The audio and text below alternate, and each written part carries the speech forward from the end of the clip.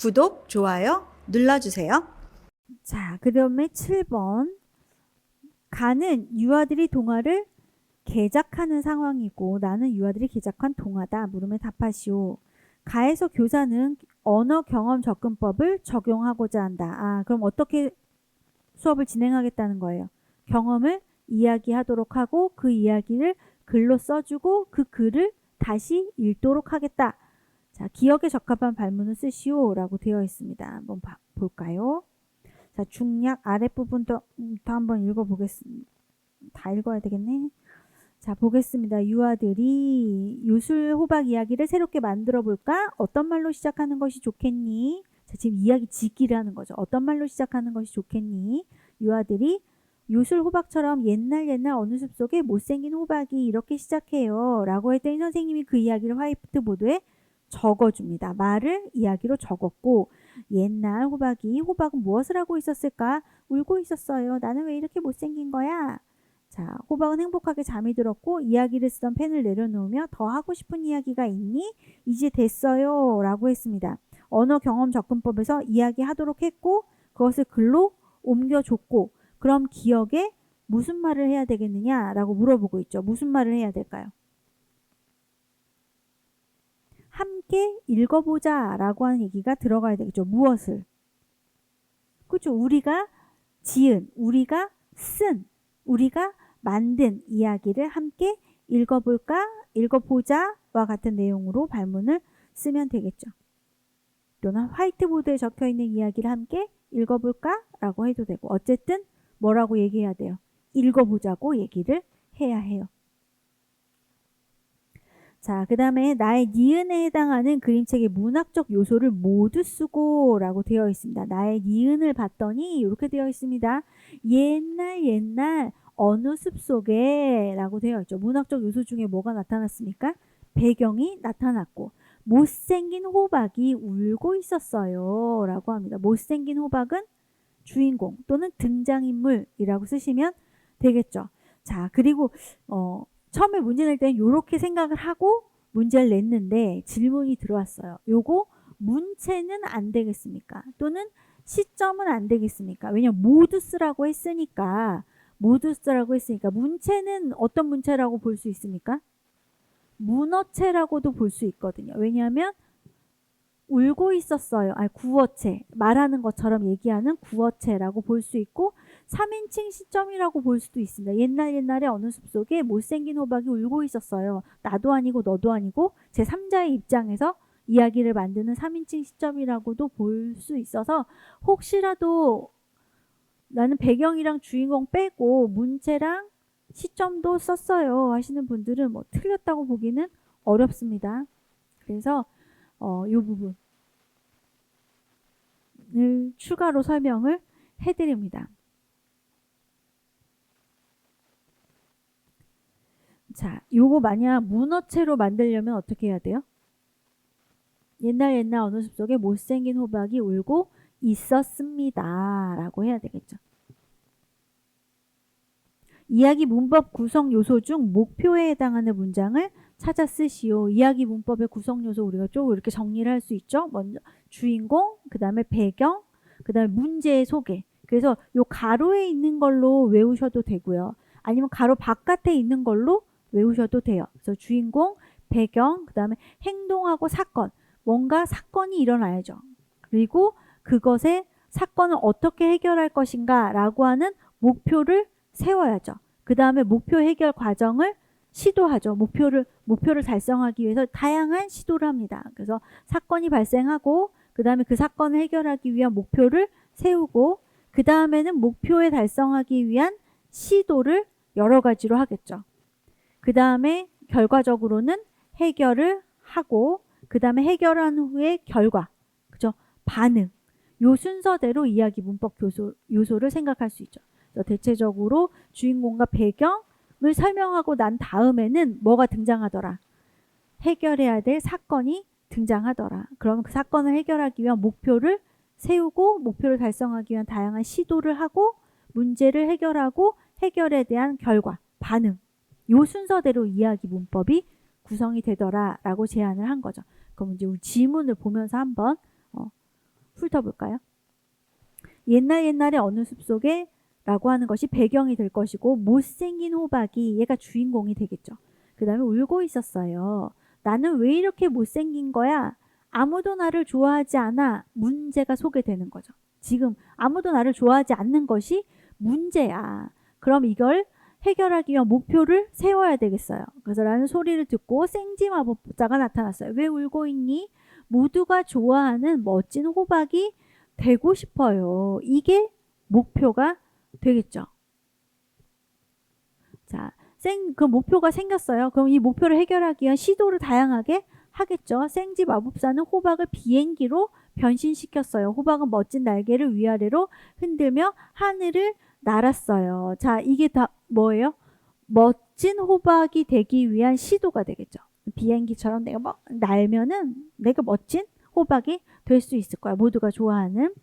자, 근데 하늘을 나는 호박을 보고 새들이 달려들었어요. 아주 먹음직스러운 호박이군. 호박은 새들을 피해 정신없이 날았어요. 아, 내가 이제 멋져지기 좋아하는 멋진 호박이 되고 싶어서 비행기가 됐는데 전혀 나를 좋아하는 어떤 해결이 되지를 않아요. 그리고 쭉 뭐 여러 개로 변신하고 뭐 여러 가지 시도를 했겠죠.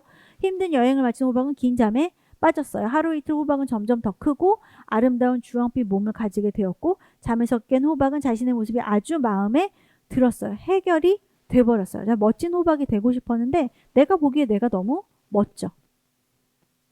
그래서 여기까지가 해결이라고 볼 수도 있고 또는 여기 주황빛 몸을 가지게 되었다가 또 해결이 될 수도 있고 어쨌든 그것이 자기 마음에 들어야 되니까 그 다음에 반응. 그 행동 결과에 대한 반응. 호박은 이제 절대 울지 않는답니다. 이 파트가 반응이 될 수 있겠죠. 그래서 이야기 문법, 이제 문학적 요소는 엄청 많이 나왔기 때문에 자, 이야기 문법 요소가 몇 군데 책에 나와 있어요. 그래서 이것도 기억을 해두면 좋겠다. 라고 하는 내용. 그래서 요런 맥락으로 볼 수 있다. 그래서 요 지문을 통해서 여러분들이 이야기 문법 요소가 어디에 포진이 되어 있는지를 살펴보시면 좋겠죠. 그래서 목표에 해당하는 문장은 요거다. 모두가 좋아하는 멋진 호박이 되고 싶어요. 여기가 목표에 해당하는 문장이 되겠다. 자, 그 다음에 다음은 동화 개작하기를 한 후 송교사의 전월이다. 송교사가 올해를 잘 봐야 되겠죠. 올해 시도하고 있는 문학 교육 방법과 A에 해당하는 언어 지도 방법 A가 무엇인지 쓰시오. 자, 문학 교육 방법이라고 하면 일단은 통합적 접근법과 반응 중심 접근법 두 가지로 우리가 환기를 시켜놓고 문제를 풀 수 있겠죠. 그럼 한번 전어를 읽어봅시다. 작년에는 문학을 활용해서 누리과정 5개 영역의 내용을 연결하는 접근을 시도했었는데 작년에는 어떤 접근법을 쓴 겁니까? 문학을 중심으로 하는 통합적 접근법을 활용했네요. 그래서 작년에는, 올해는 그림책의 내용과 아이들의 경험이나 생각을 연결시키면서 다양하게 표상하는 방법으로 문학교육을 하고 있다. 자, 올해는 어떤 방법으로 접근을 하고 있습니까? 반응 중심 문학교육 접근법으로 접근하고 있다고 할 수 있겠죠. 그렇게 판단한 이유는 뭐예요? 그림책의 내용과 아이들의 경험이나 생각을 연결시켜서 뭐 하고 있습니까? 다양하게 표상하도록 하고 있기 때문에 또는 다양한 반응을 중심으로 문학교육을 하는 거죠. 유아들이 다양하게 표상했다는 것은 뭐예요? 독자의 반응을 중심으로 내가 문학교육을 실시한다 라고 하는 것. 그래서 기출에는 그런 방식으로 나왔죠. 독자의 반응. 유아들의 반응을 중심으로 하는 반응이라고 하는 이야기가 포함이 되어 있었습니다. 여기에서 반응을 대신하는 말이 표상. 반응 중심 문학 교육의 접근법의 특징을 써라 라고 하면은 뭐라고 쓸 수 있을까요? 반응 중심 문학 교육 접근법의 특징을 써라 라고 하면 어디를 우리가 키워드로 잡아서 답을 쓸 수 있을까요? 그림책에 대한 유아들의 반응에 초점을 맞추는 접근법이다. 뭐 이렇게 쓰셔도 되고 그림책에 대한 요거 그대로 그림책에 대한 또는 문학에 대한 유아의 반응에 초점을 맞추는 접근법이다 라고 설명을 할 수도 있겠고, 또는 그림책과 유아들의 경험을 연결시키는 접근법이다, 특징이 있다 라고 얘기할 수도 있겠죠. 두 번째로는 그림책과 유아의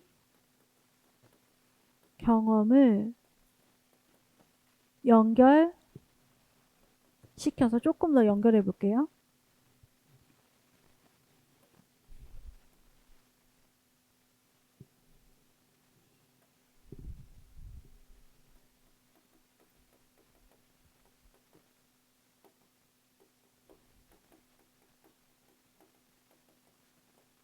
유아가 다양하게 반응하도록, 또는 유아의 다양한 반응을 이끄는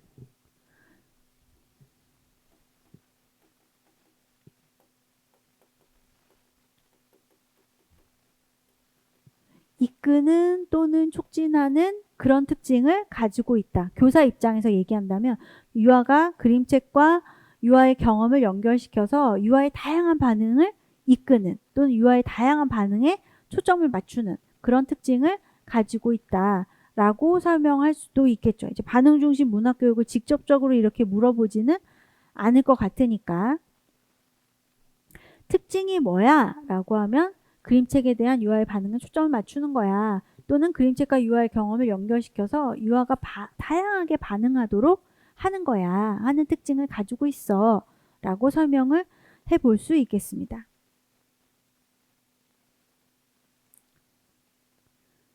항상 지문을 보면서 이제 여러분들 막 암기하고 그러면 계속 이제 인출하고 바쁘시겠지만, 지문을 보면서 내가 이 개념을 설명하라고 할 때 어떤 어휘들을 활용할 수 있지?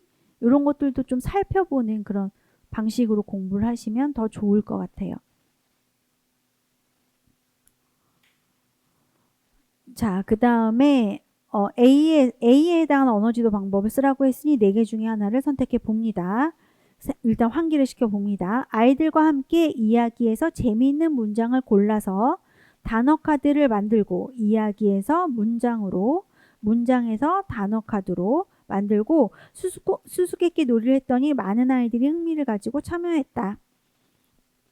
단어에 익숙해지고 나서 단어 카드를 한 글자씩 잘라서 나자로 새로운 단어 만들기를 했더니 아이들이 놀이했던 글자를 일상생활에서 쉽게 찾아 읽는 것을 관찰할 수 있었다. 자, 여기서 이걸 보면은 총체적 언어 접근법을 묻는 걸까? 라고 하는 생각을 일단 하게 되죠. 4가지 중에 하나를 선택하자면.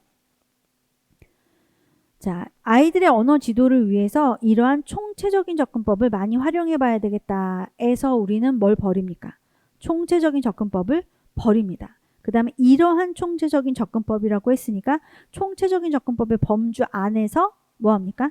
생각을 해야 되겠죠. 자, 그러면 이걸 뭐라고 볼 수 있다?